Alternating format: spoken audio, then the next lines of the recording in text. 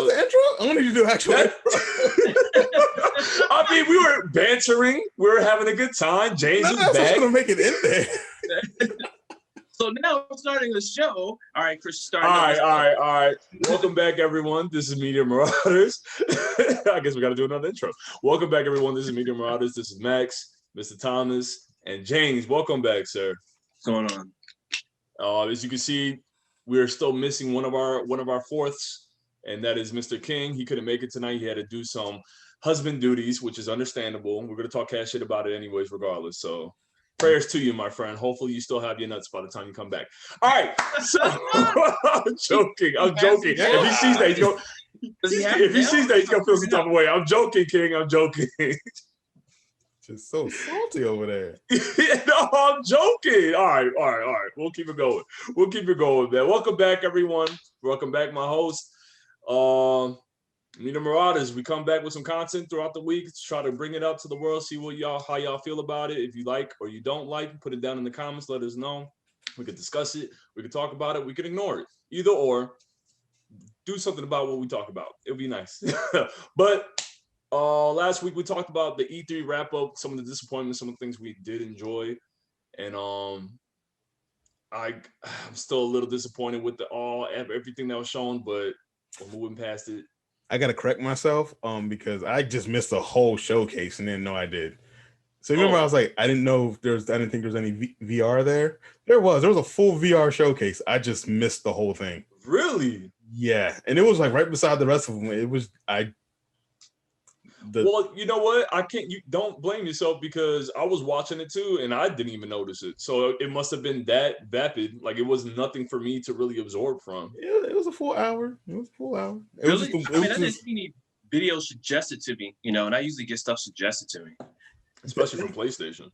That's the thing though. It wasn't PlayStation. It was Oculus and down, which is like that community, like the VR community, they're really good at knowing what's going on, but if you're not part of it, easy to miss.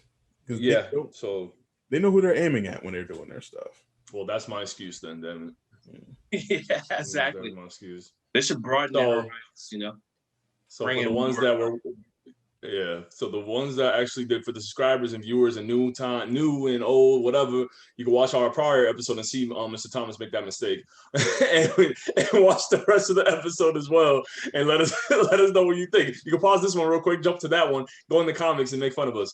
But moving along, because we don't like to stay in the past, because we like to excel and be futuristic and shit.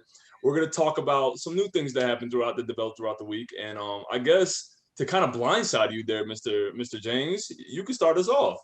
Something that you have gone through the past week or two since you've been gone for a while. You can kind of give us a breakdown of what you've been. Well, no, I don't think you guys talked about it, but the second season of Lupin has started on Netflix. Okay. Actually, it's starting off pretty good. Honestly, I don't know if you guys watched the first season. I definitely recommend it. We talked about the first season. Yeah. Who knows how many episodes ago? But essentially, it's starting off where it left off, and hearing the plot actually starts like right away. You're in the thick of it, and you're still wondering how it's going to end. I admit that Netflix puts all the episodes out there. Well, for a lot of their shows, some shows they do sequentially or monthly or weekly now, but most of them they dropped the whole show, and they did for this part 2 of Lupin. I've gotten halfway through the season. I like how it's going so far, so I'm wondering how it's going to end. Is he going to end up in jail? Is he going to end up dead? Is he going to end up with his family?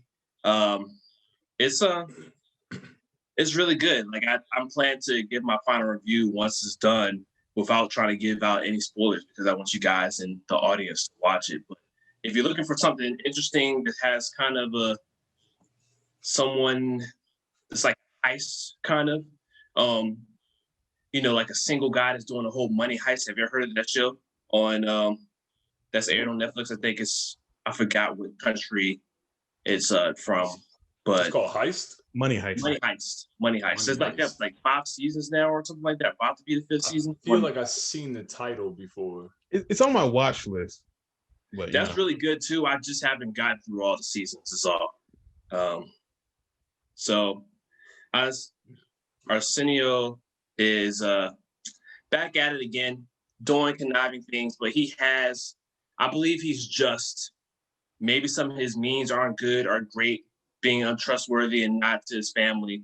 But that's kind of the whole captivating of it.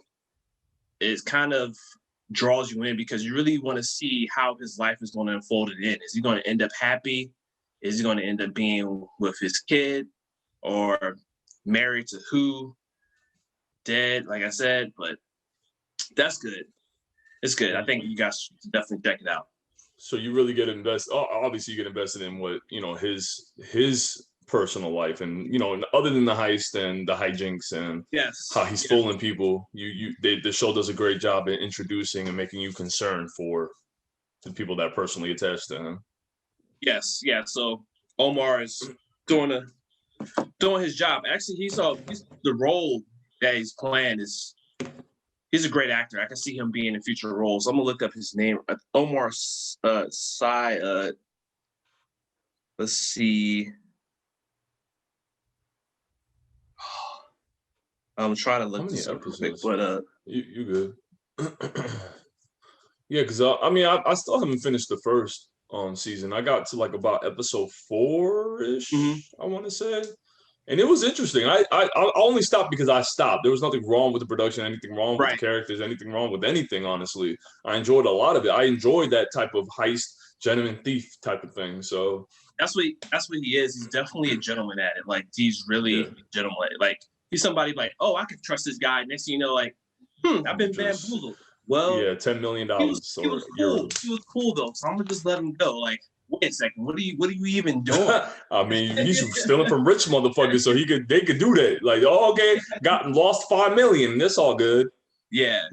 So, it's Omar Sy. He's doing a really good job. I can see him being in some other things too. And honestly, like they have, not to give too many spoilers, but they have like a younger version of himself that's in the show, so you could get like the background story of how he came. Yeah, I like and those. They meshed that really well with the present, and I think like they do a really good job at that, and I think it would draw me into the show too. Somehow, the younger version of him, it just started on my phone. It's crazy. Somehow, the younger version of him and Omar Sy look, if I'm pronouncing his name correct, they look so similar. It's kind of crazy. Like I can see him being great role.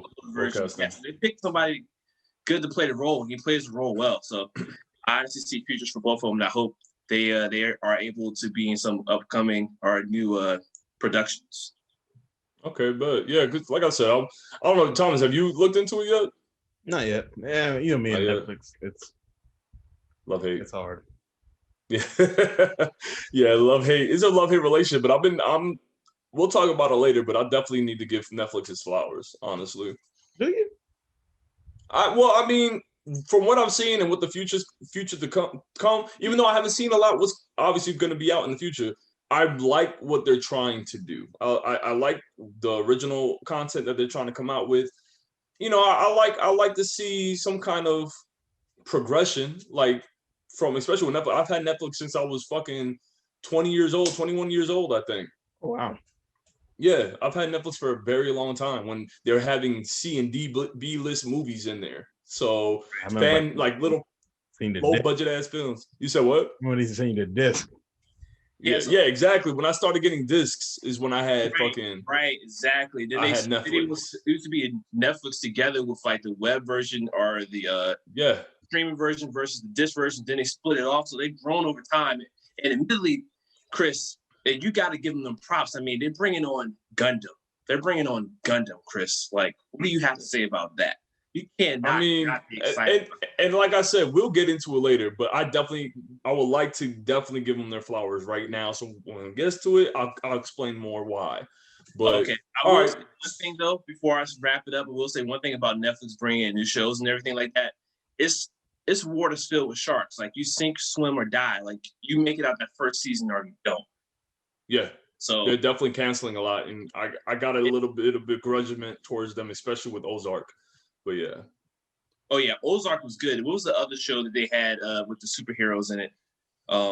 Jupiter Legacy. Yeah, Jupiter Legacy. That was only okay, but they're supposed to be doing a spinoff of it somehow and go from there. But I know they do a lot of stuff based off their ratings, based off of their future prospects to be, as far as the future subscribers. And I'm like, how many more subscribers can you actually get? But I guess they're based off how many new people want to view it as well, and not new subscribers. I'm like, how many people are there that you can actually pull into? What about that one anime? I know you're really excited about Record of Ragnorak. Yes, honestly, I haven't started that yet. I have been honestly looking at other shows, like including Boruto. So that's one of the things I've been paying attention to, which is honestly getting very exciting compared to where it started off at. Honestly, I've been reading some stuff online randomly because Google suggests it, and somehow I heard this is kind of like the prelude to what's actually happening in the future. And I'm just like, wait, what? I'm looking at filler / actual content / backstory right now to what. I think the anime deterred a lot from the manga, didn't it? Because the manga is very much behind than where I guess the anime was going. What are you talking about? Boruto, right? Oh yeah. Originally the anime and the manga took two different paths. Yeah. There's stuff that happens in the anime that you never see in the manga, and there's supposed to be stuff that happens in the manga you never see in the anime. And they're supposed they were supposed to just intersect at major points in the story. Okay. I think that might be happening based off what I was reading online, but I haven't read too much into it. I haven't dove into the manga because I like to see the action out. Max keep suggesting stuff if you want to, but action scenes, drawn out is way better. I get it. I get it. I know the fight between manga and animes. I used to be a really big devoted manga. Y'all should fuck anime, just read the manga. But I understand, there is some great moments. I've seen great moments in Naruto. I've seen great moments in Bleach. I've seen great moments in Death Note. Not Death Note. Let me not do that. I could not get into the anime for Death Note. I'm sorry. Couldn't do it. But there's a lot of other great.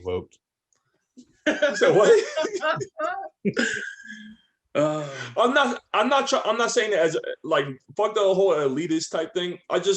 I've grown on just really relishing the manga. Like my favorite anime is Cowboy Bebop. There's nothing above it for me. But when it comes to manga, the manga of Cowboy Bebop is trash. Let me not say that. It's not trash. There's a lot of work and development that went behind that, and artists. Threw Cowboy Bebop under the bus. Like, yeah. No, right. I'm saying for just the manga. I'm not. I'm sorry, but. You've seen Record of Ragnorak, right, Thomas? I'm halfway through it right now. Oh, you are? Can you give me your feedback on that? Because I'm ready to start that tonight. No, because I was hoping you watched it.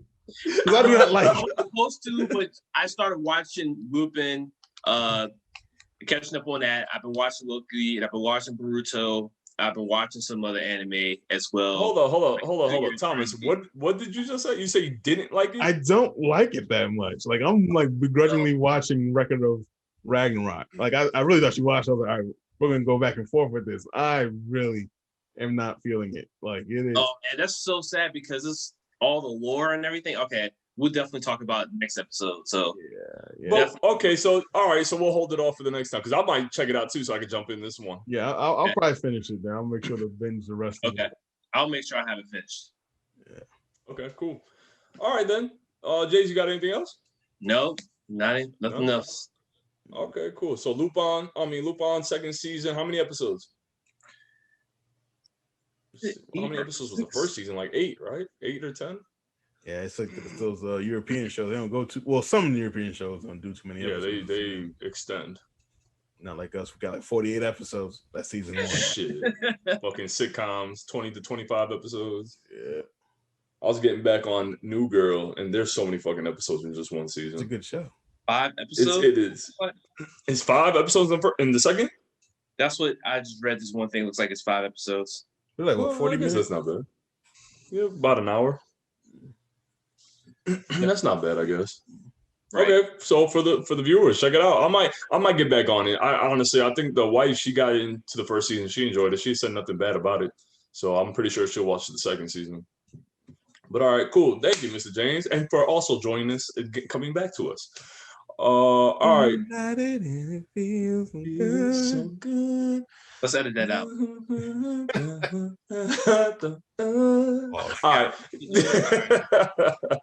All right, Thomas, what we got? What you got for us, man? All right. So, starting off with a quick one, played and finished that Final Fantasy VII Remake Interlude episode. PS5 elitist, stand up. Can't get one of those things, I just checked my email, so I got one. Hey, man, we gonna hate regardless, man. Right. Just take the hate, man. Hate. We hate. I had chances too, but y'all wanted to wait. Remember that. Damn right we did. We hard-headed over here. The sites crashed every single time, and after a while, you just kind of give up on the gamble. It's like trying to get. He's talking about when they were pre-orderable, like before they even released. Yeah, when PlayStation was like, "Hey, we're gonna send out emails. Do you want one?" If you hit yes, you get. I'll miss that email for sure. Shit. But all right, so please let us know. Did Yuffie treat you well? Did the Sonin guy treat you well as well? Yes, that. Oh, I'm so ready for the second one. The gameplay hits. Like I can see where they're going when they're saying they were testing out development for the PlayStation 5 moving from the PlayStation 4, because the load times, like the things that are happening, and you could tell when certain things are loading are happening quick. Like when she's hops over a box instead of shimmying through the box, where that's how they have to do. That's how they hide the loads. The loads, yeah, different stuff like that. Or like she can climb, like she can jump down off of a tower, and it's a load time, but effortlessly. It's mad quick. The textures, the volumetric fog, all that stuff. The Bustasaur looks great. Yuffie's gameplay is phenomenal. Fort Condor, the mini games is fun. It's what kind of mini games? Yeah, Fort Condor. They have Fort Condor as a mini game, which is like a tactical. Oh yeah, tactical battle thingy. Yeah, tower. The update that they did to it was like, it's cool. I'm hoping. I'm like, all right, they need to have that in the next episode of Remake, because I'm like Fort Condor. Yeah, because I'm like Fort Condor would take place in that period, but I'm not sure if they're going to just skip past it or not. It's like the middle portion when they get to like when they leave Golden Saucer. I think when they go around, it's around, or isn't it? Is it after Yuffie's village? Nope. Fort Condor is after the Chocobo farm. Oh, you are correct. This is before they go to not Midgard. Juna. Yeah, there you go. It's in between that time they leave the hotel, not the hotel, but the little village that they start off in. Yeah, Calm, and then they go to Junon. Yeah. That's right. Yeah. So I'm like, I want more Fort Condor, like, because that little bit of like them 6 or 5 people you play against, it's not enough. I want more. Like I'm sitting there collecting the little art of like the characters and all that stuff, like the figurines. It's like that it hits. That game it's hitting on all like cylinders. So describe, how do you play this game? Like, what is this game like? Fort Condor? Yes. Oh, it's just like, all right. So it's like almost like a Dota. You have 3 condors to protect, and then it's like you got to pick like depending on what board you're using, you get to pick like 6 units. And it's like paper, rock, scissors. Like red unit beats green unit, which beats blue unit, which beats red unit. So you got to pick which ones you want, because I think green's defense, rock, paper, scissors type of thing, and blue is like range or something like that. So then that's both sides get their units. So then you're like, you have a gauge and all this other stuff to place them down, and it's fun. It's a fun mini game. Which I remember Final Fantasy VII, the original, having a lot of fun mini games. And it's sort of like. Sorry, go ahead. Oh wait, what were you gonna say? It kind of makes me think of almost like a chess piece type of thing, like where you have a certain number of people that you can put on the board, and it has to conquer a tower type of thing. It's more like a smaller RTS. It's like if you're like a smaller, like tactics game, but like, so like you're trying to take out the other person's like condors. They have 2 baby condors, and they have a main condor, and they have 2 special moves that they can use at any time in the match. but you can only use them twice. Like we can only use each special move once. The average board only has 2 special moves. The further you get into it, you end up with maybe like 5 special moves. So you only use one your magic attack once. So like might be heal, might be haste, might be slow, whatever. Might be a fireball. So then you're placing down, trying to defend while attacking at the same time. So it's fun. To me it was fun. It was fun. Like, I'll have to see more gameplay for it. Yeah, the thing I'm gonna go back and because now that I played through the story, I'm gonna go back and stream it from beginning to end. Because it's like a good the Intergrade intermission, just that story is like a good 3-4 hours. That's about it. Bad. Oh, really? That is. Yeah. So okay. So let's step away from Condor real quick. The mini game. How, and you said the battle system with the tag team, because I know they have a lot of tag teams, Yuffie and this new guy Sonnen. Yeah. Sonnen. So you don't ever use Sonnen. Like they did the smart move. They didn't put development money into. Well, they probably did, but we didn't see it. You don't get to play as him. You can command him like anyone else. You can hit R2 and pick his moves, or you can hit L2 and then go into synergy. When you hit L2 and go into synergy, he fights beside you. So that's when then you have like tag team moves you can do. And there's a few tag team moves one tag team move you can find. Which it's pretty cool. It's pretty cool.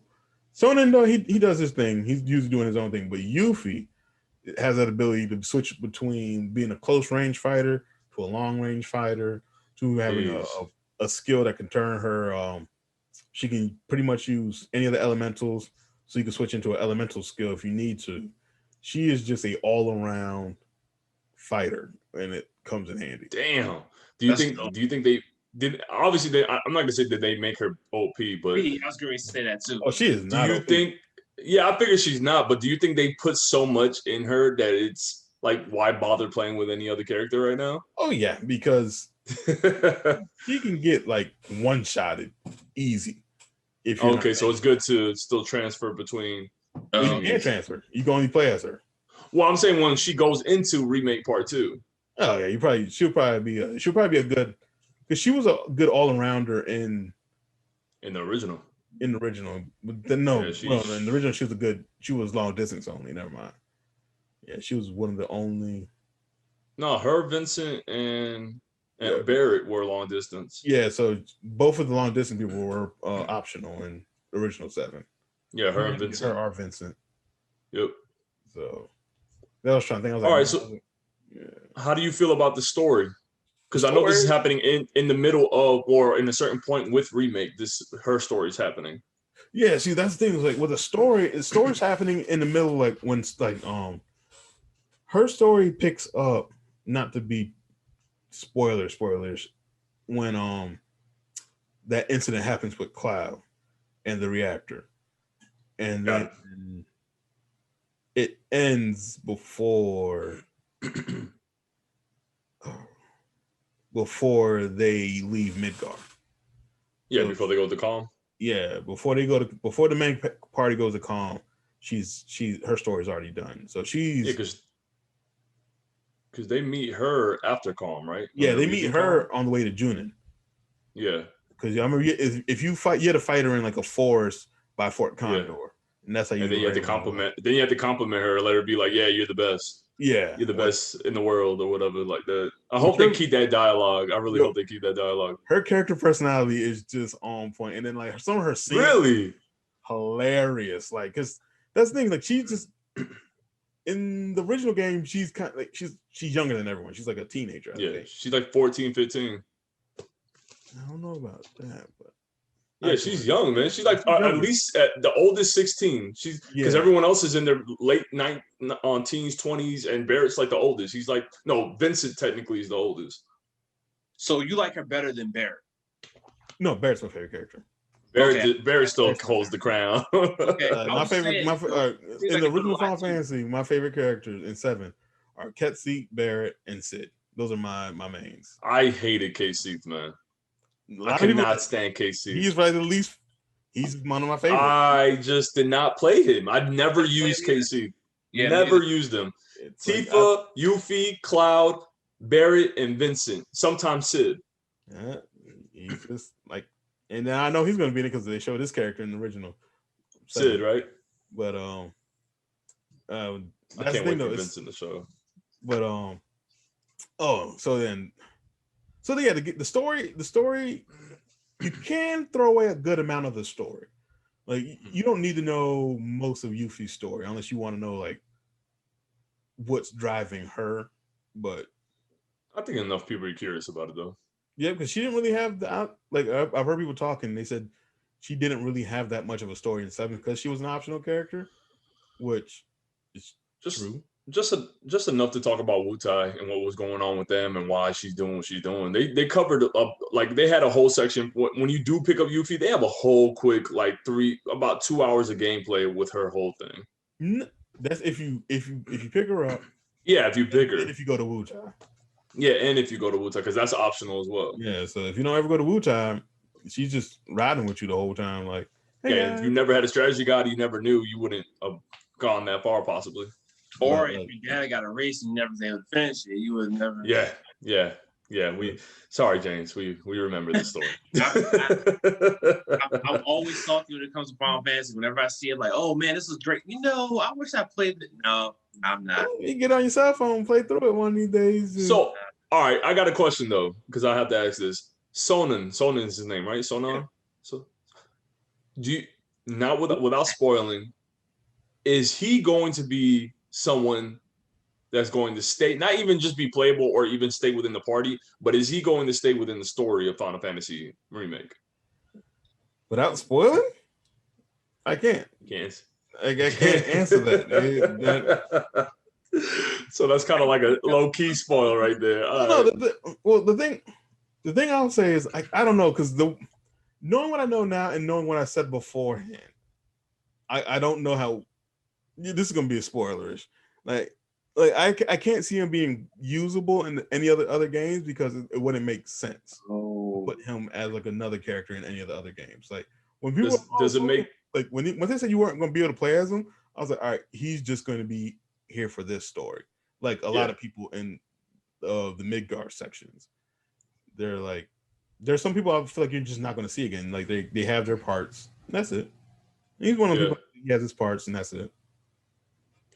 So, but how he's integrated, like how they integrate him in, it's seamless. Like it makes sense why he fits. He fits. Okay. The way they put him in, he fits. The way he does, he fits. The other Avalanche members, they all fit. Yeah, I was just about to ask that because I know there's some other more characters that were introduced for this series, for the series. Okay, so the way it ends, though, you kind of have an idea what's gonna happen. Oh, see, I really, that's the thing. I really want to go into my theories on what's going to happen, because the way it ends, it's kind of like it sets Yuffie up in her where she needs to be most likely. Oh, there's the plot ghosts aren't really involved in her story too much either. Like those the whispers, you don't really. Yeah. The only way you run into the whispers, you have to go out of your way to make it happen. And is that intentional because she doesn't really need to be a character in the original? That's the thing. She's not supposed to meet them until like after Calm. Like after Calm, after they've been gone from Midgar for a minute. So she's not supposed to meet them until they get close to Junin. So like if you go and try to force her to meet, that's the only time you're gonna get the whispers to show up. Which is weird. That's what I'm trying to figure out. Like they throwing her in now. So how is that working? Since it's is this kind of correct? Is this story after the first Final Fantasy remake? Oh yeah. Yeah, I thought so. Okay, so it's like in between before we get the next game. Before we get. Oh no. The story. This story, intermission story, is happening during Final Fantasy remake. But I thought like during the original, she came after. Oh, that's the thing. Because she still hasn't met them. She does not. She still doesn't bet. That's why you just play. Okay. Yeah, because this is sort of seen as like a sequel to the original. Some people will say that this is almost like the remake is almost like a sequel to the original. This is a sequel to the original. Okay, so the way that they did integrate it kind of answers that question for you. Yeah, like the fact that you got Deep Ground in it. Oh yeah. and White. Like, if you watch the trailer, you have those are the two main bad guys of Dirge of Cerberus. Oh God, yes. So you got like Weiss and I can't remember his name. Nebula.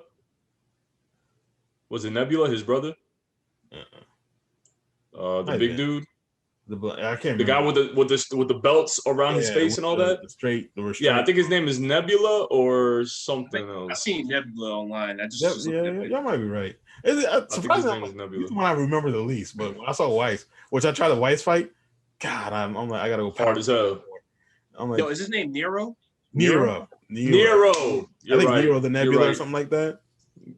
I think so. I think that's something like that. And I'm like, all right. So that means I'm hoping they bring. There's some things like, all right, if you play Final Fantasy VII and all the compilations, there's certain things you don't know how come Cisne became part of Deep Ground. And when I played World of Final Fantasy, Cisne again was part of Deep Ground, which I'm like, why did she become part of Deep Ground? Because you played which one? Crisis Core. She's the younger Turk with the red hair. Shulk? Is that her name? Shulk? What's her name? Shulk or Shulk? It's SHELKE. What's that her name? Shulk. I think it might have been. I know what you're talking about. The little girl that she's really like 20 years old, but she has a body of a 13-year-old. Japan, thank you once again, apparently.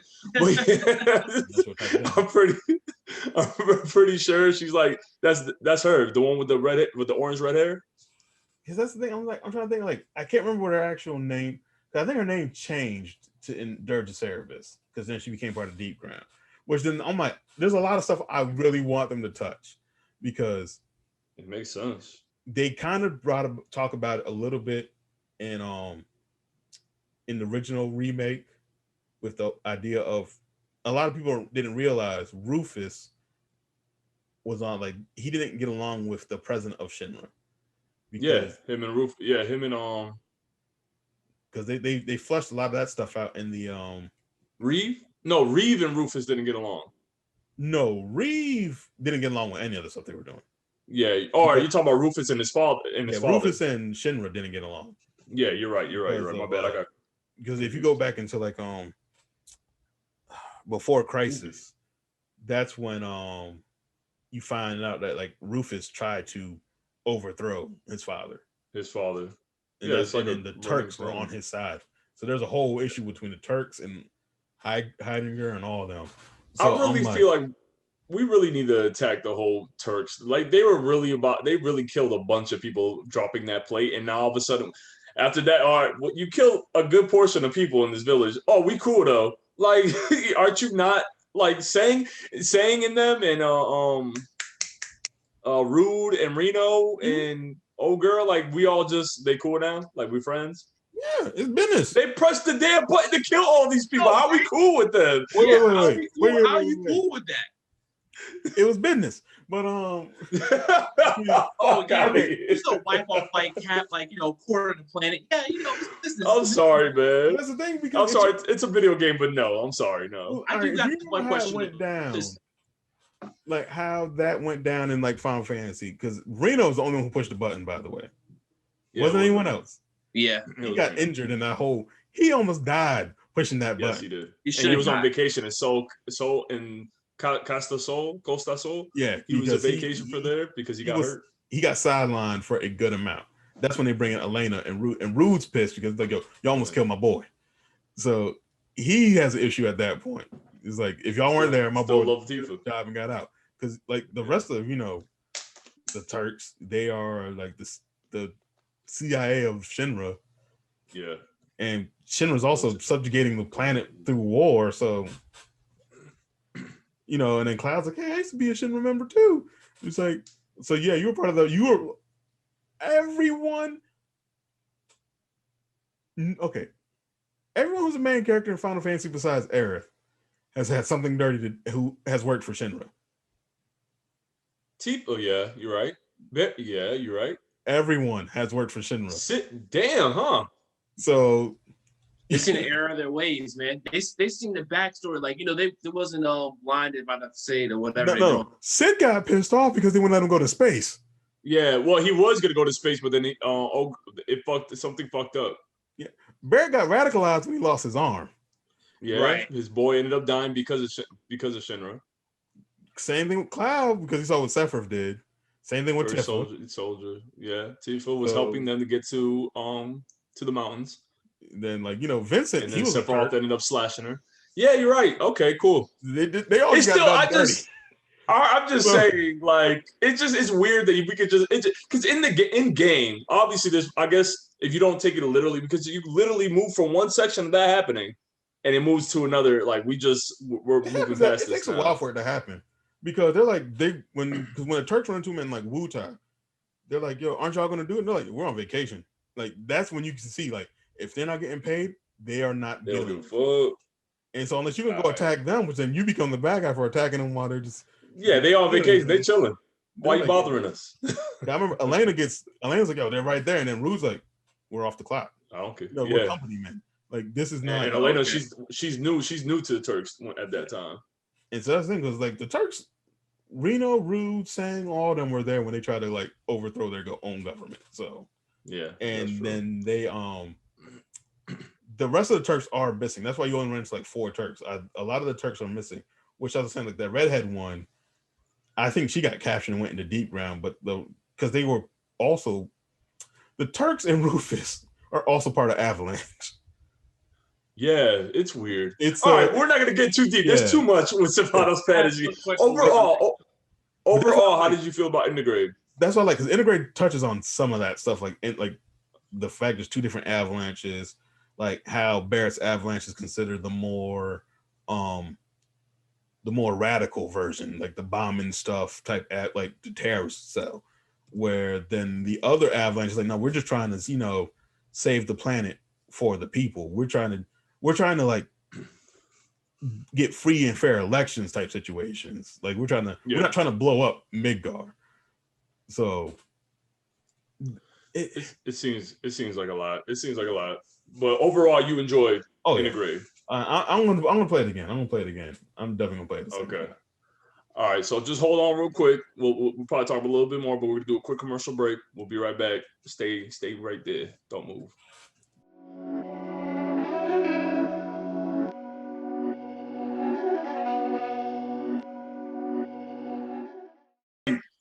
Welcome back. We had a quick commercial break, and Thomas was just finishing up on Intergrade Final Fantasy VII, and you were telling us how much you enjoyed it. You feel like it's really getting? Do you feel like it's really gonna? We'll be able to sink our teeth into it when Part 2 comes out. Oh yeah.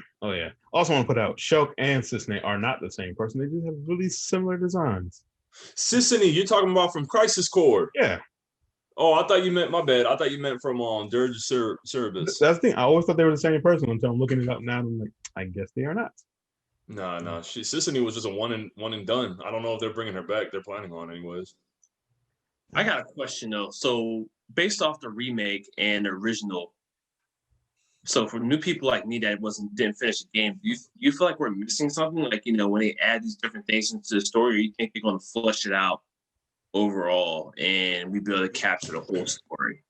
I think they'll be able to capture the whole story, because it seems like they're doing like, it's just like there's like Easter eggs, like also Nero the Sable, not Nero the Nebulous, but it's like there was like a character when you made it to Shinra Tower in remake that he's a soldier. He runs the cloud, and he's like, yo, I gotta tell like he name drops another random soldier. If you didn't play Crisis Core, you didn't know who that soldier was. Like he was a guy who you only interacted. Well, you didn't only interact. You mostly interacted with him through text in Crisis Core, and he was just a soldier. It was Kunsel, right? Kunsel. Yeah, Kunsel was mad disfranchised with Shinra. He's like, yo, man, I don't want to be here. I want to do my job. I'm thinking about quitting. And that's like every time you talk to Kunsel, that's what you're talking about. So when they brought him up, I was like, oh, so y'all really are in the same world as Crisis Core. Yeah. And then and my bad, hold on. All right, y'all go ahead, sorry. But like I think there's some things you're gonna be missing if you didn't play the original 7. But then I think that's why they're gonna release that mobile game that's gonna have pretty much all of the compilation, like before Crisis, Crisis Yeah, 4, and they all are that. doing that. Yeah. I guess I'll have to check that out for sure because otherwise I'm gonna feel like I'm missing something. Only because I knew there was an original game and based on what you guys say, I'm like, and they're gonna start throwing stuff. I'm like, I don't know who this is. And it's like even like do you ever watch the movie Final Fantasy VII Advent Children? Yeah, I Ooh, watched that. great. Yeah, because he even did Yeah, references to definitely Advent great. Children. Like, because like they played the theme song from Advent Children, which that song was created well after Final Fantasy VII came out. Okay. So you know what else is the other good movie? What's the other movie called? Spirits Within? Is it? oh, that has nothing to do with it. That has nothing to do with it. I know it doesn't have nothing to do with it, but that's a great Final Fantasy movie. No, it's not. Really? I heard it was trash. We're not gonna say that on this channel. Good. I heard it was trash as fuck. Nah, I don't know. Maybe because like I'm not super involved in the Final Fantasy lore and everything like that. So I just thought. I mean, well, no, it's every Final Fantasy standalone anyway. So I know this movie was completely its own movie. It was nothing to do with. That made it cool, but the farther we get away from it, it's like I don't know if I gotta watch it again. Yeah. I've heard nothing but bad things about Children way more than that one. I admit that. Oh, I heard Final Fantasy 15 King's Glaive was pretty dope. Oh yeah. Well, the only problem with that was I saw it. It was actually pretty good. Yeah. You needed to watch it to play the game, which was a problem because I'm like, yo, you got people like me who are like, I watched the anime, I watched the movie, and I played the game. So I was like, yo, that story hit. Yeah. People who just played that game were like, so why did any of this happen? I'm like, oh. Yeah, you gotta go back and that's not. They didn't advertise that well, I guess. No, they knew exactly what they were doing. They knew exactly what they were doing. They were like, we want to do this movie, and then they realized, oh, you're going to have a chunk of the story missing if you don't do the movie, which then they had to go and put scenes from the movie in the game through a patch, which I believe that's why Home Dude got fired. But what Home Dude? The dude who made 15, the guy who was the director of 15, no longer works for that company. They were like, yeah, that. They like how to integrate it. All right, I'm gonna have to go. This is a full on side discussion. 15 was a good story from a greedy perspective because if you play 15, you saw your characters disappear in different parts of the story. You didn't know what was going on every time they disappeared. You had to buy all the DLC, watch the movies and the anime to get all the story. There is no other Final Fantasy game that's done that. So you got pissed off about it, which they rightfully did, because it's like, I'm like, yo, why does Gladius got a scar all of a sudden? Well, it's not important to the story. Then I play the DLC. I'm like, oh, you're going very important. You're going to tell me how I got the scar in his DLC. So he has a whole character arc in his DLC. Ignis, how'd he go blind? I don't know. Play the DLC. You find out how he goes blind. I gotta play those deals. I gotta buy those DLC. I haven't finished the game at all, but I wanted to get the DLCs to really get into the game. The last boss's reason for doing everything is in the DLC. See, I can't. That's crazy. Well, everything's been released now, and the DLCs all together probably cost what, $50? Yeah. But see, if you were a fan who got it like first day, nah. Like the gameplay was cool, the story was all right, but there was too much that they put behind. They left out. They left out. Like, you can't do that in an RPG. Like so it's like buying a half completed game. Like you're gonna be wondering, like, it will feel unfinished to you. Yeah. So exactly. the director sold that idea, like, yo, this is gonna work. This is gonna be a cool idea. Square's like, you sure? He was like, yeah, it's gonna be a cool idea. And people got pissed at their money. All right. Not to stay on this too long and not to cut you off, but what's the difference between remake and what they did with 15? Oh, remake is like, we're gonna do this episodic. You can get a whole complete story every episode. Game. So like every game can be its own. Like it's 60 hours. Remake was 60 hours by itself. Extra content added. They could have did like the straight. What Midgard's normally like 5 hours long. So about 5 to 8 hours. Yeah, so they went and they elaborated like we're gonna go in, we're gonna give you the full story, what's going on, and we're gonna try to do that for every game that's gonna come out in the remake series. So that alone gives you a lot more context without doing this. Like even like the DLC I just played, I can say unless you want to, maybe the ending. Well, not even the ending. The ending. The ending just gives a little more context on what's going on. The story, I appreciate Shonen, that. all of them. Unless like in episode 2, they mention them a lot or something, or you run into people that you met in the DLC. The DLC to me seemed like it's not necessary. It's just giving you some backstory on Yuffie, because Yuffie's story was not really touched. I mean, you could. I mean, if you play Crisis Core, she had a quick moment, but that was barely anything. But that's the thing, like Yuffie had quick moment because she was a tour guide and helped out Zach in Crisis Core, and then you knew she has beef with her dad because in the main Final Fantasy VII story, which Intergrade or Interlude, you get that feeling that there's a problem between her and her dad. They did not elaborate on what the problem is. So I'm like, you just it's kind of like an introduction to this is Yuffie. So got it. Okay, well, I know I would love to play Intergrade, man, but hopefully in the near future. And that's the thing I would love for us to at least play like what we did with Remake and come back and talk about it. But hey, if you ever ever buy my PlayStation and whatnot, and I'm not using it, I can always do the share play feature and let you run through the store. I would love to do that, man. That'd be cool, honestly. Yeah, I would love to do that. We'll see. But all right, okay. So Intergrade. For the ones that can get it, you would suggest to get it. Oh yeah, I'll suggest it. Like, if you didn't play Final Fantasy VII Remake, just go ahead and get the full. And you have a PlayStation 5, get Intergrade, the Final Fantasy V Intergrade. It's the best way of playing it. The game, the frame rate, and the performance mode. All that stuff, it's top notch. Like beautiful. Like you could tell they should have just made the game for that system, but they wouldn't have made as many sales. So exactly. When more people get the next gen system, yep. Yeah, we shall see. But all right, cool. You got anything else for us? Yes. Guilty Gear Strive. Let's go ahead and talk about it. Fighting game of the year. I don't know. It might have. Well, no, it might not. Melty Blood. Melty Blood is coming out soon. Okay. Yeah, but check it out. Year.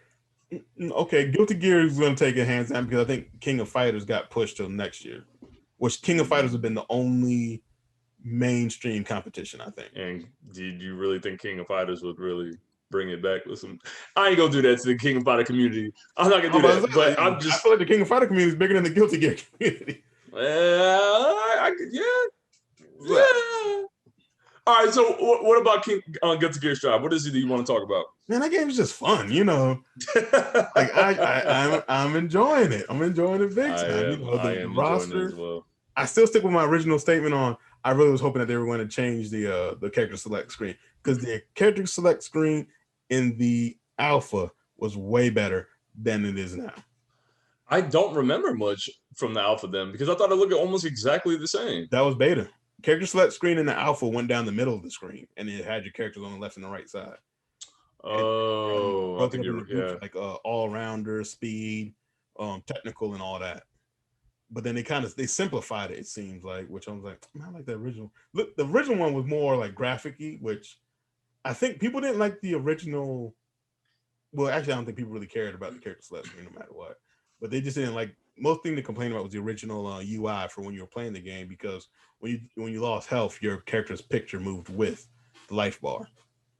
I don't remember that. Holy crap! Because you weren't in the alpha like me. That's fine. I wasn't. I really wasn't. I'm not gonna lie to you. I only played for, I think maybe because it only was out for like 3 days, but then it had an issue, and then they had another, because a lot of people couldn't play the first day, and then so they had you have that you were allowed to have an extra day or something like that.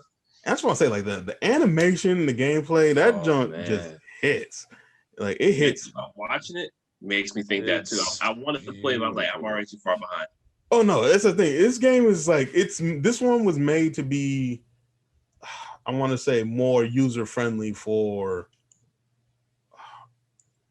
like new like beginners and stuff like that, because like I think Max is the only one I know who has that full on like history with it. Yeah, you've been I have history with it too, but I didn't like keep up with Excerpt and all that stuff. Nah, yeah, it's I can do that. What character is that? Oh, that's Axelo versus Zato. Yo, Zato looks sick. See, yeah, he's a Persona user. See, that's the thing. It's like it's just a fun game though. It's just I like how the characters are so different. Honestly. See, and that was things like Arc System has been knocking out the park with that, because like when we were playing Grand Blue, we were seeing that a good amount too. Like we were playing, I'll say like we played Grand Blue a good handful of times, but all the characters in that game are like user friendly, able to pick all have the same input. They all have the same button input. Actually, they do not all. They have pretty much the same inputs as the characters from Guilty Gear. I'm talking about their specials. No, because some characters were charged characters, like Charlotta and them. Oh, yeah, true. But almost every character has the same directionals when it comes to specials. Well, they all had like those this is off subject, but they all had those easy inputs. But if you started using other characters, they all had different, like the Diva had different moves compared to Lancelot. And he's so good. Yeah. No, yeah, I hear you. That's yeah, like, but it's such a good game. I'm telling you, I'm a fan of it. I'm a fan of it. Like we played the beta. I know I'm a fan of it. I was like, I haven't even played it yet. I'm like, itching to play. I was like, man, I haven't touched a fighting game in a while. But this game it's great. That story mode, bro. That story mode too is really well animated. It's like watching anime for real. That's fucking good. And you know how much I love anime. That's like what I waste most of my time on is watching anime.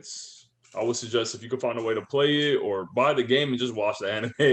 Like it's really good. It's like maybe I think it's 8 chapters, 9 chapters, maybe. That's gotta watch. I start. I'm telling you, like this is. I feel like if you pick this up now and you play like you picked it up now and you jumped in ranked, you will be able to work your way up after a while. Like it is user friendly, but but don't get it twisted where you think you could jump in and take a pro. Obviously not. I don't think but so. There's strategy behind this. There's still there's still spacing that you need to learn. The right kind of combos to really get invested, like to really want to get invested with.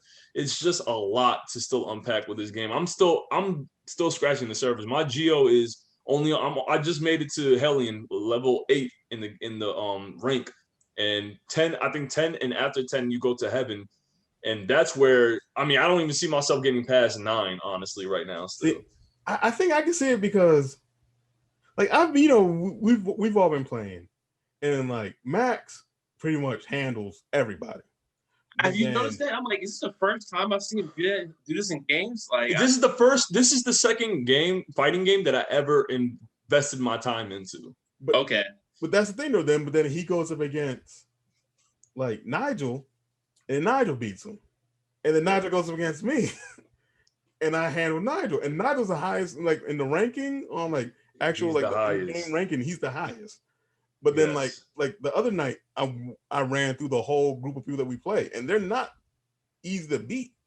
Not at all. And it's just, and like they play more than I do.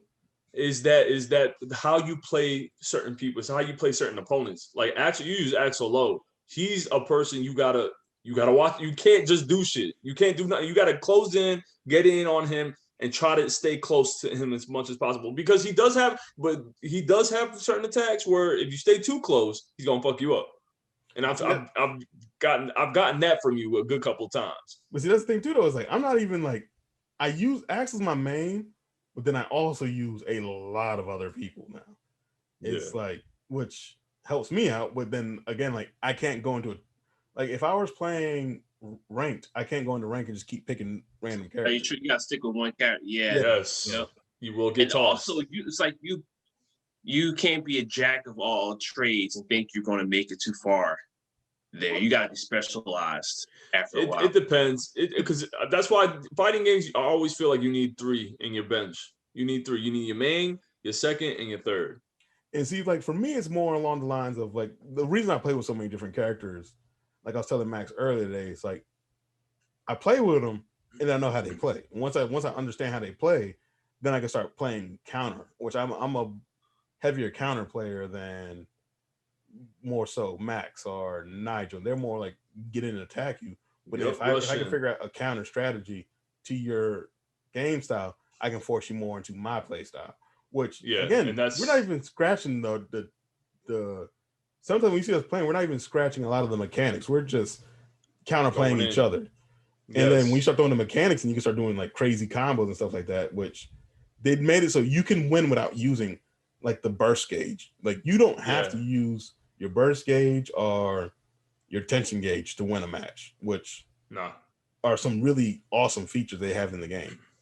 So basically, if you got the skill, you can pull it off. Like you don't really need it. Exactly. You don't need to worry about tension. I mean, it's always good to utilize them if you really want to finish a match quicker and discourage your opponent. Like it's good to utilize those very well. But what makes this game so replayable for me is the Roman cancels. The red, blue, purple, and yellow Roman cancels. The way you utilize them, the way you could configure them, the way that you could throw off your opponent with using them, it's beautifully done. It's a perfect way to continue a combo too. And see, that's the thing. Like when Max plays, he's the player who uses Roman cancels. Hell yeah, Gio is a goddess of Roman cancels. I do not. I'm only using Roman cancels to unlock a trophy. Yeah. It's not my play style. But then when I start, the thing is, now if someone gets too close to like accustomed to my play style, it gives me learning how to play the game gives me more routes to use to expand my play style, but it's not necessary for every match I'm playing. So explain the cancel. Explain this Roman cancel. Like it stops a combo from happening, or there's a variety of Roman cancels. Not to get too deep, but red Roman cancels you can utilize after you confirm a hit, and you can continue. Actually, I can simplify it even more. Okay. Red Roman cancels help you extend your combos. Blue Roman cancels, I don't know what blue does. Blue is more of a, you don't connect your combo, but it gives you a space. It's a certain space in between. I forgot there's an actual website where you can see it all, but blue is more of a sense of kind of it's not whiffing. That's what purple Roman cancel is. No, purple is more about slowing down things. Was when you whiff, like when you attack, you don't connect, you could hurry and press that Roman, you could press the Roman cancel forward. And it's like usually when you whiff an attack, or if you want to psych out your opponent, like I'll do my cross up special, and I'll start it, but I'll hurry up and stop, and someone will attack. That's when I'll it's a trick up with that. Like you can use that Roman cancel to trick them up, so that when they attack, you can either grab or you can continue a combo. And blue's like the neutral. I want to say blue's the neutral Roman cancel. Yeah, it is a neutral Roman, and yellow or gold is when you're blocking. The opponent is attacking. When you're on block and the opponent's attacking, you can counter. You go hurry up, stop the time, and you can either come in or you can pull back because there's too much pressure on you. Oh, and it's kind of like so it interrupts their combo if you're blocking.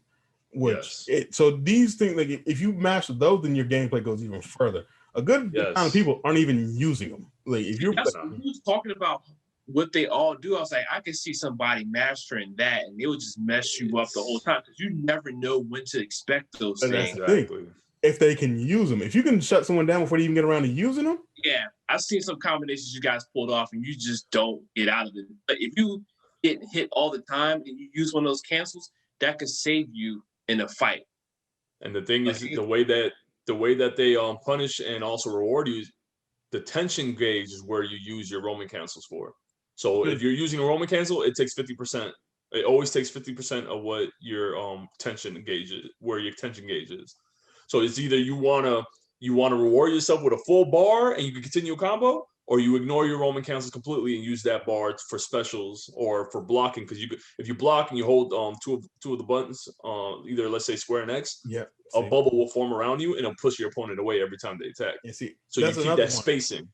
And that's another one I forget about. It's like, see that there's that many things, and it's like when you see us playing, we sometimes use all of them, and sometimes we don't use Yeah, any of them. That by watching you guys. So everything you just said, plus everything you haven't done yet, if you really learn how to utilize all those things, you darn near be unstoppable.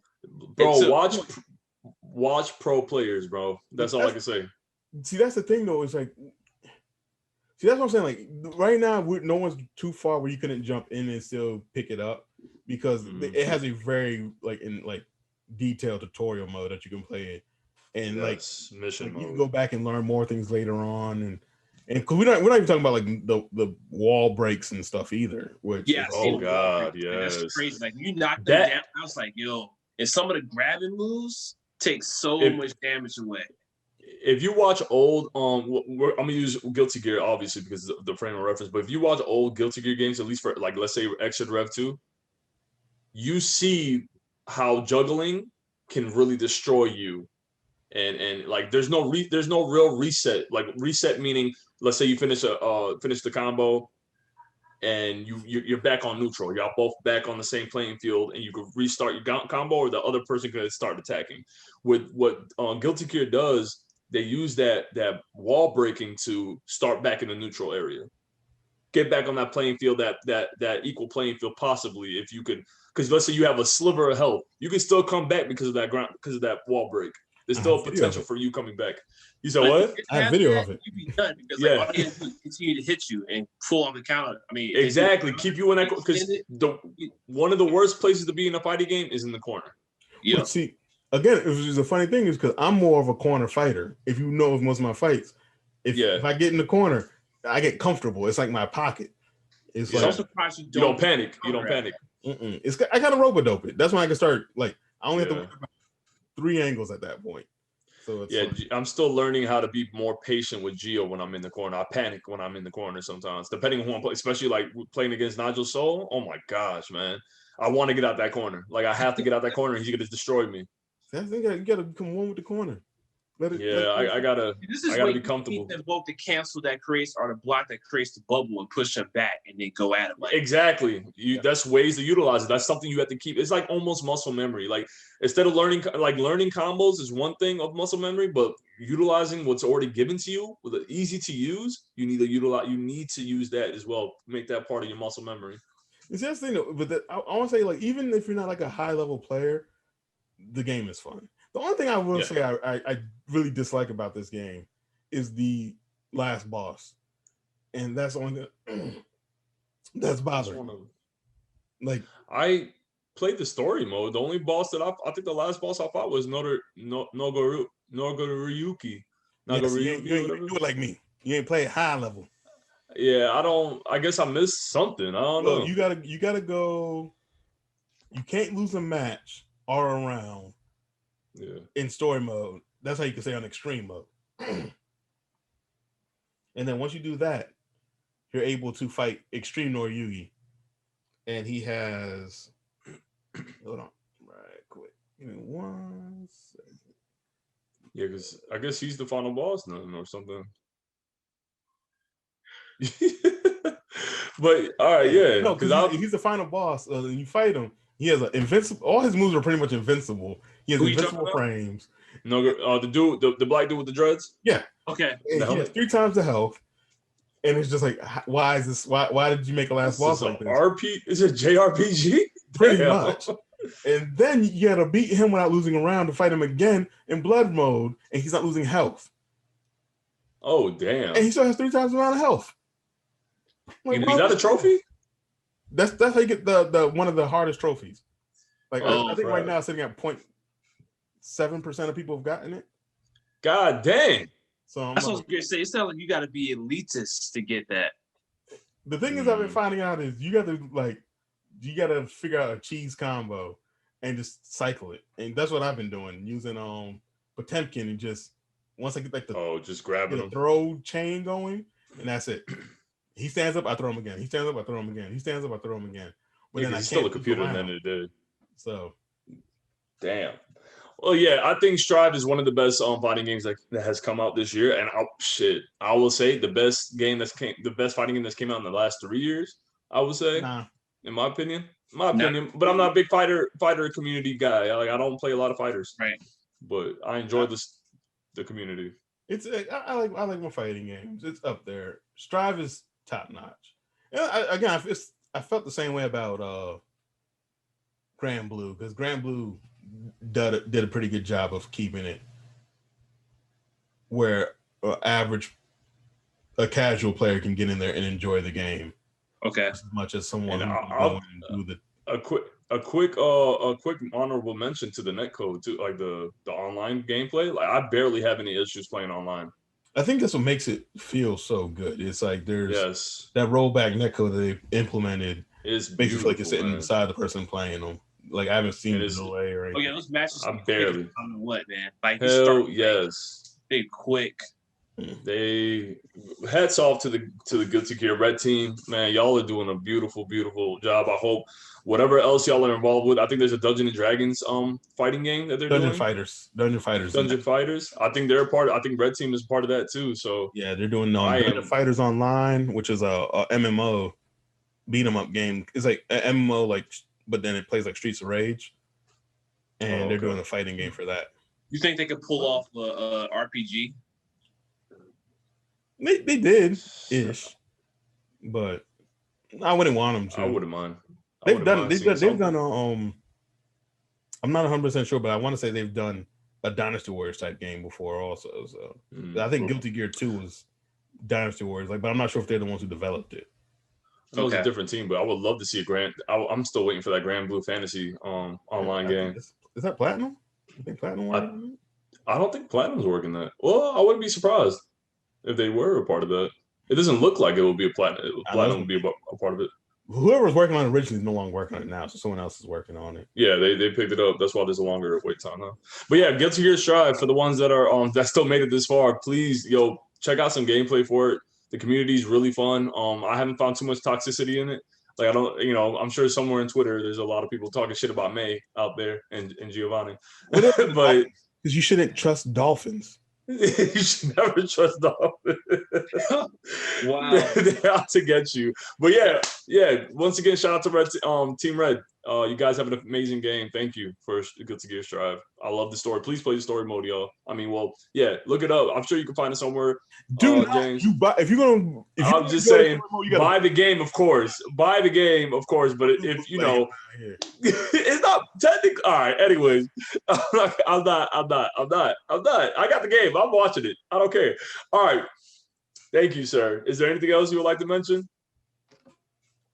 Actually, I was gonna say something mad offensive, so no. Oh man, doing it? It's still around? Okay, never mind. Yeah, that's definitely still around. They're I know. finding any way to get rid of us. I guess I don't want to make it too long. This is pretty long, but I guess I'll bring up one of the other ones I wanted to talk about for next time. But I will talk about Nier Replicant, the game. We mentioned it before. Yeah, I'll wrap it up. We mentioned it before. Nier Replicant. I just finished the game. The great thing about Yoko Taro, the creator, the director of Nier Replicant, he does. I think we mentioned it before, but his endings for his games, you have to keep playing the game to get the real ending or to get all the routes of endings. And this game, man, I would say, narratively, is probably one of the best games I've played in my whole entire gaming history. And I say that because of how emotionally tortured you go through with all the stories. All right, like I said, route A, B, C, D, and for Replicant, since this is technically a remake, they included route E. A and B are pretty easy to get through. Once you get route A, you start off on the second phase of the game for B. And you do the same for C, you do the same for D, and you don't do the same for E. And there's achievements for all these. There's trophies for all of these. I'm not going to go in detail. I don't want to spoil it, but I have a question. How did you do C and D? Did you do the? Did you play them both? No, I didn't redo shit. Hell no, I almost made the mistake and did that. Okay. Because if you do route D before C, you have to play the game all over again to get C. Really? Yes. Yeah. It's a particular way you have to do it. How do you know that? If I just I'm not gonna lie, I searced it. If you didn't know, I looked it up myself and I was like, "Oh, what? I'm happy I heard about this." Yeah. Yeah, I feel like I'd be a person that don't look it up like, oh my, nah, I'm not doing it. Yeah, I wouldn't got back to the game at least like years later, like maybe a good couple months later, and then retried it. But no, like once again, I don't want to stay too long on it, but it does Yoko Taro, man, he's a great director when it comes to emotion, human emotion, like really questioning consequences, questioning your morality. And he does it in a way that there's certain subtle moments, there's certain, all right, I see what you're doing here, Yoke. And then there's moments where I'm yelling at my screen, like, you really you're giving me this decision. Like, the game can't just do it for me. I have to press the button to do it. And it's great. I love those moments of manipulation where you're really questioning your behavior. Like, am I doing this for the game, or am I doing this because I really feel this way? And he did the exact same thing in Automata. And I will say this real quick: Automata still holds a better story and better mechanics, better wait. Go ahead. Automata is naturally going to hold better mechanics. Yeah, of course. Yeah, of course. Because of the fact that this game came out, 2010? I want to say the original came out in 2010, and when they made the remake, they spruced up a lot of things, but the core mechanic was still there. Yeah, they kept the core gameplay. They just added some tweaks. Yeah, and with Automata, the fact that you have to keep playing the game to get the real ending, they knew where I guess he learned from Replicant, and he utilized it better in Automata, where, all right, I know I have to play. I want the audience to keep playing. I want them to make see these decisions that they have to make, and realize the consequences for their decisions. So he found ways to introduce different. Go ahead, Thomas. I would say Automata only had 3 main endings, right? Yeah, technically they had 3 main, and then the rest were just throwaways. Yeah. No, there's 3 main ones that you really needed to see to to get the full spectrum of the game. And this is also not the first time. This is because I think they did the same thing in Dragon Guard 1 and 2 and 3. Yeah, and 3. Yeah. Yes. Because 2, Yoko Taro wasn't part of 2. He was only part of 1 and 3 of Dragon Guard. But I would heavily suggest. Like I said, great narratively. I'm not a fan. I will say real quick, I wasn't a fan of the fetch quests, the side quests that were fetch quests. You had to get certain material. You had the back and forth between running from one village to the next. You have to go to one village. Okay, this is where I came for this side quest. Oh no, I have to go back to this village. No, this village wants me to go back to the main village I was just at. It's a lot of that, and it could get really annoying if you're a patient gamer. If you're someone that's patient, it's not that bad. The low screens, if you're playing on the base PS4, kind of long. They're about 10 seconds each time. Same on the PlayStation 5. Yeah, it could be a little grueling, but what pushes me is just the story and these characters. Like Nier, the main character, you could call him Nier. Figure that's what it is. Kaine. It's Nier's brother Nier. Yeah, Nier brother. I called him Nier in my second playthrough. But the Kaine, Emil, Yona, Popola, Devila, like all these characters, there's a reason for them. They're not throwaway. In the beginning, when I was playing, I was like, oh, this is kind of weird character development. It doesn't feel genuine.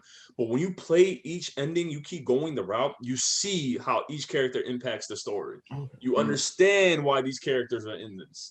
You have a new appreciation for each one. So I'll keep playing. I'll keep playing. It's really good, bro. Like, give it a chance. Like, if Route E is not that long. Route D is where I felt like it was longer. But Route E. Wait, you played Route D from the beginning? No. I played Route D from the second phase, but it's just the way.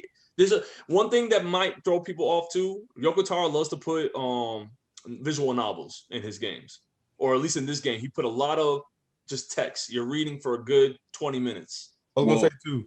They said the trick to doing Route C and D is you save and then just do C. Save before you do C, and then just go and do D. Yeah, exactly. So you do C first, save, go back. You just fight you fight whoever you have to fight. Yeah. Then you get D, and then you can start E by. And that way you get. I read that, I was like, I'm not doing D. All right, hurry up, James. What's up?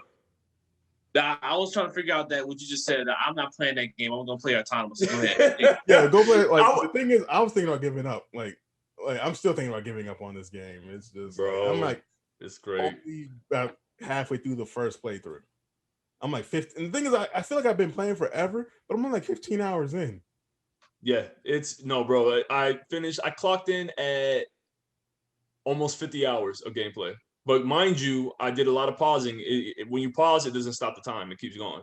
And that could be it too. Which I'm like, that's even the worst part. I'm like, I might not have been playing this game that long, but I feel like I've been playing it for forever. Bro, it's great. And the combat's... Sorry, go ahead. The stuff starts feeling drawn out. You kind of just lose interest in it. But continue. It's just that. It's that old PlayStation 2 era or 3 era is getting to me. It definitely has that old JRPG feel, and I'm all for it. Like I'm all for Nier. Please play the franchise. The viewers, listeners, everybody, even my host, my co-host. Please play this game. Give it a chance. It's great. But we're gonna end it right there. Time is running out. Y'all have a good one. This is Media Marauders. Click like and subscribe. Don't forget that bell inside of all Media Marauders content. Check us out on all social media, Twitter, Facebook, Instagram, all that. Y'all have a great night. Be safe. Once again, fellas, y'all have a good one too. Thanks for coming up. Take it easy, y'all. Peace. Peace.